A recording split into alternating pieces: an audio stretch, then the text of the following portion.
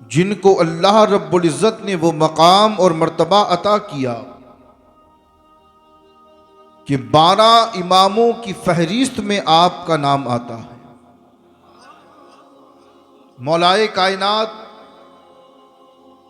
इमाम हुसैन, इमाम हसन, इमाम ज़ैनुल आबिदीन, इमाम बाकर और इमाम जाफ़र। अज़ीज़ान मोहतरम, खशियत इलाही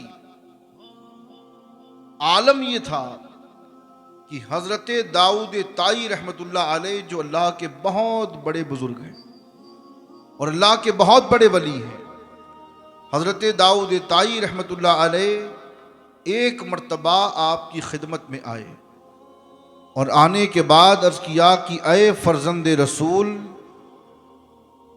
अय अल्लाह के रसूल के फ़र्जंद, अय नवासाए रसूल, आप मुझे कुछ नसीहत फरमाएं।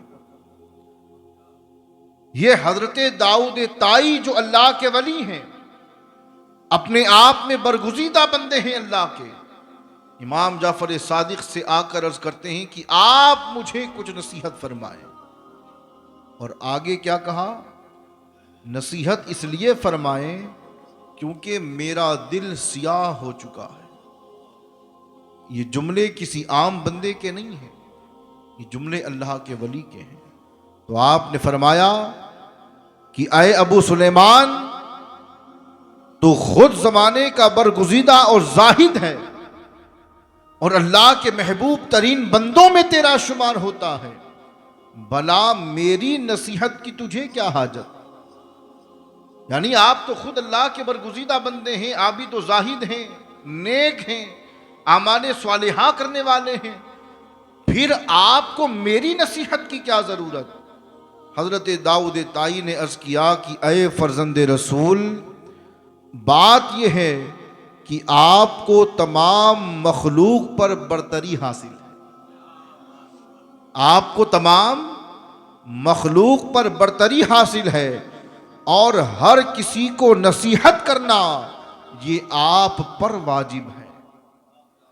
यानी आसान लफ्ज़ों में अगर मैं कहूँ तो आपने अर्ज़ किया कि आप तो फ़र्जंद रसूल हैं और आप हम सब में बेहतर हैं, क्योंकि आपको अल्लाह के रसूल का घराना मिला है, इसलिए आप पर वाजिब है कि आप हमें नसीहत फरमाएं।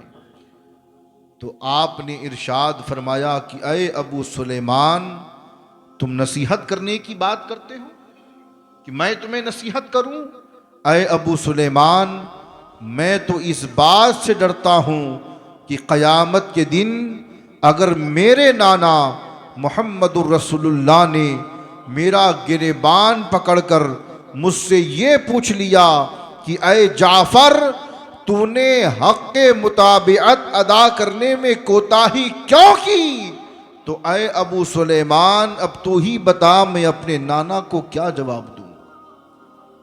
यानी कहते हैं कि तुम बात नसीहत की कर रहे हो, अरे मुझे तो ये डर सता रहा है कि क़यामत के दिन जब नफ्सी नफ्सी का आलम होगा और मेरे नाना ने मेरा गिरेबान पकड़कर अगर मुझसे पूछ लिया कि तू तो मेरा फर्जंद है ना, तूने मेरी सुन्नत को अदा करने में, शरीयत मुतहरा की पैरवी करने में, मेरी मुताबिअत करने में कोताही क्यों की?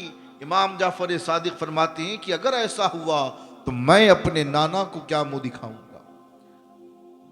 हजरत दाऊद ताई बयान करते हैं कि जैसे ही मैंने आपकी जुबान से ये सुना तो मैं बहुत फिक्रमंद हुआ और मुझे ये फिक्र मजीद सताने लगी कि जब फर्जंदे रसूल का ये आलम है कि वो अल्लाह और उसके रसूल से इस कदर डर रहे हैं और खौफजदा हैं, तो फिर हमें तो अल्लाह से कैसे डरना चाहिए? हमें अपने मामलात पर कितना गौर करना चाहिए?